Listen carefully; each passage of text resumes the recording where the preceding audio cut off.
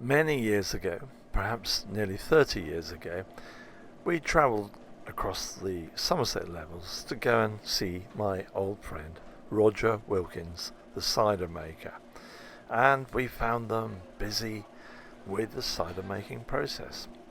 Very busy it was too, and it was a good morning out for us on the film crew. I always enjoy going to see Roger.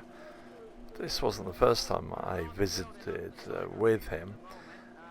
Since filmed this, I must have been out to Land's End Farm, Mudgley, many times, and I always enjoy a visit there.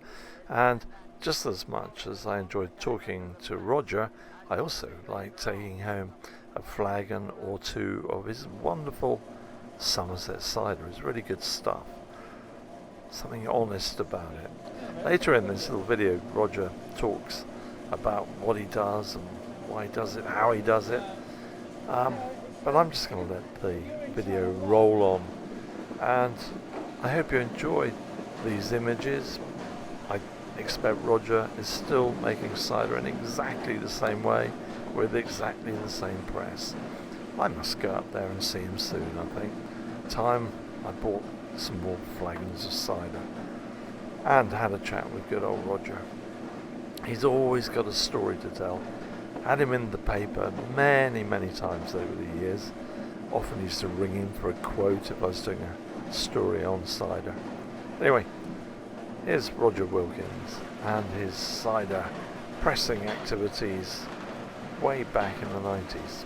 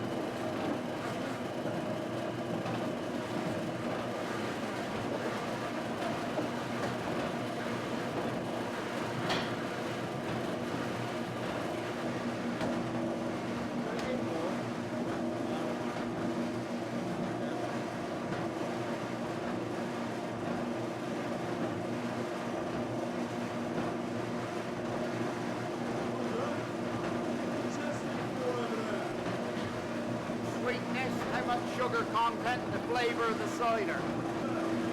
That's good cider, yeah, very good.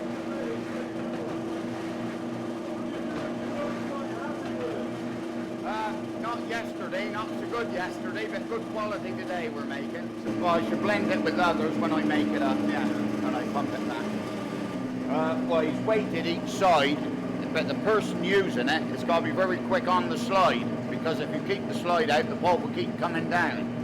So, yeah, that's it. You balance it by the lifting it. Yeah, how many apples worth go into each tray on the cheese? There's roughly 100 pounds of apples in each layer, and we put 12 or 13 layers to each pressing, each cheese. And you're about to press now, are you? Yeah. We'll get this one under in a minute, and that one's finished.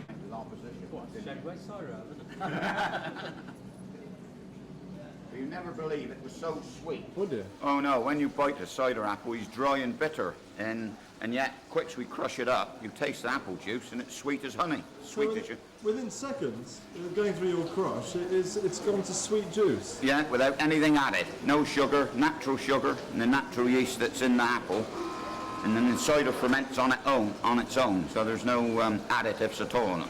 But you're saying that you don't add any sugar, any yeast or anything? No, not for the dry cider. For the sweet cider, I do add about 4 or 5 teaspoons of saccharin to every 100 gallons, just to sweeten it for sweet cider. Yeah. And dry is left natural. And these are natural yeasts that cause the alcohol? Yeah, the yeast is in the skin of the apple. When they get crushed up, that actual yeast automatically comes alive within a matter of a day or 2 days, and that starts fermenting on its own. And you're saying in the cheese now behind you is 1,200 pounds of apples, roughly? That's right. And so you're going to press that in a second. Under what sort of weight will that be pressed? The actual press, I press at 3,500 pounds a square inch, and it's a 100-ton press. And with a little bit of luck, we should get 100 or 110 gallons of cider from the one press. So it's a gallon, well, I can't work it out, my maths isn't very good, but 100 gallons for 100 pounds. So you're roughly talking 150 to 160 gallons per ton of apples. That's excellent. And how long would it take your pickers to pick a ton of apples? I mean, is that a long process? Oh, not really. If the apples are thick, they'll pick a ton a day each, right? A ton a day each? Yeah.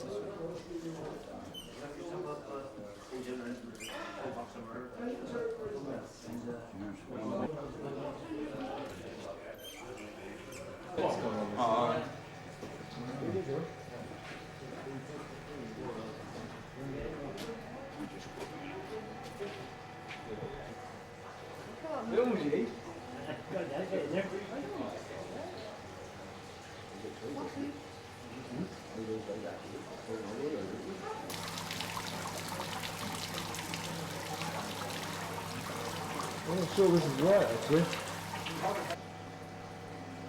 How many sort of people do you employ around at this time of year then, Roger? A lot of sort of part-time workers come in, I guess. Well, I only got me one chap full-time, and then there's me and the other son now, but there's only about 3 of us all together. This is the sort of thing that you'd like to hand down to your sons? Well, yeah, if they're interested in it, they could take it on one day. I got another few years left in me, yeah, I hope.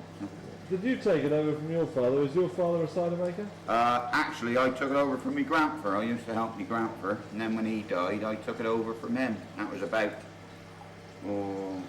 25 years ago now, 24 years ago. Do you think that the cider that you've made has improved over that quarter of a century as you've got more skillful at making it, or has it always been much the same? Very much the same over the years. Just as long as you get good apples, you keep these something in it. I didn't know you ever had that happen once before. Typical, isn't it? Let's hit the cameras there.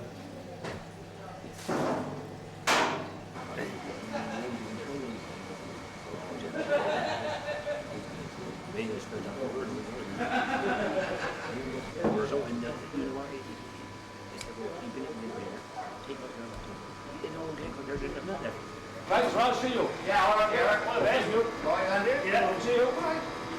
Sure, Phil.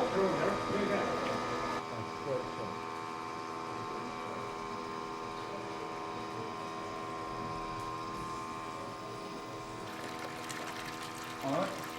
Yeah. Maybe combine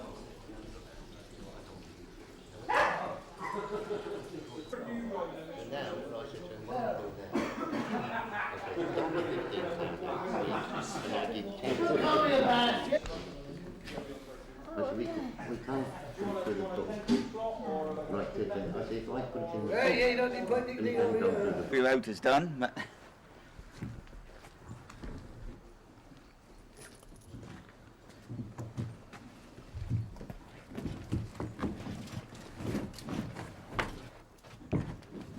I'll get a microphone, Ben. Roger, what's it like in there? It's pretty, you don't get claustrophobic in there then? no, it's all right. It's a bit sweaty, You've never had one roll away with you then? No. The people have shook me up a couple of times, tipped me up. There's an old chap down it now, I think. Yeah. Got me wet through. Have you ever been in one, sir? No, I'm not going to start. I hear that you nearly rolled Roger's wife away one day. Yes, I did. I threatened to, and she got worried. I bet she did. Now, he's coming out now, look. Yeah. Never got stuck. No, I have. I've lost my trousers a couple of times before now, coming out. Roger, what about the big vats behind you? Do you have to go down in them? Yeah, we get in those. We leave them open for 2 or 3 days and put the hose pipe in and swill all the sediment, the grout out, because otherwise the fumes in there would catch hold. Like. Do you always do it with a mate, just to make sure that you don't pass Yeah, we out? always got 2 people there when we do them, just in What case. did they used to do in the old days? Well, years ago with the big wooden vats, they used to light a candle and put a candle down inside, and if the candle did burn, it was safe to get in. If the candle did go out, well then it wasn't safe to get down inside the vat because of the fumes of the cider in the wood, which in the old wooden vats you had more fumes in those than what you do in these fiberglass vats. Yeah. Oh, Roger, looking through the lens here, I can see there's an old sort of hand-driven machine behind you. What's that thing over there? That's old mango pulper, what we used to pulp the mangoes and the potatoes to feed the beef cattle and that. Right. What we're already put the cider. Yeah. Some people put bangles inside it, don't they? Yes. Well, what does that do then? That's not apple cider anymore then? Mangoes is wine, isn't it? They make mango wine out of it. Yeah? You get the Mangoes. juice. Get it at Christmas time and sugary, and they get good results. Have you ever drunk it? Yes, I drink mango wine, yes. Is it good old stuff? Or Yes, good stuff at Christmas time. What? Yeah. Isn't it, Roger? Oh yeah, it's good stuff. These when were these made? This cider made in these vats now? Only about a week ago, less than a week ago, and it's fermenting real strong now. And that's the natural yeast, natural sugar. And all this bubble and the scent you get up, there's a strong smell, isn't there, that comes off? Oh yeah, if you keep sniffing that all day, you won't want to drink any. You can get drunk without drinking it. Can you really? Yes. And all those bubbles come. I see the old wasp like it there. The bubbles coming up, that's just the yeast working away. Yeah, the natural yeast and the natural sugar that's in the apple. Now what would happen if you drank a lot of that right now? Might make you run to the toilet a bit quick, but... Right. Okay, Roger.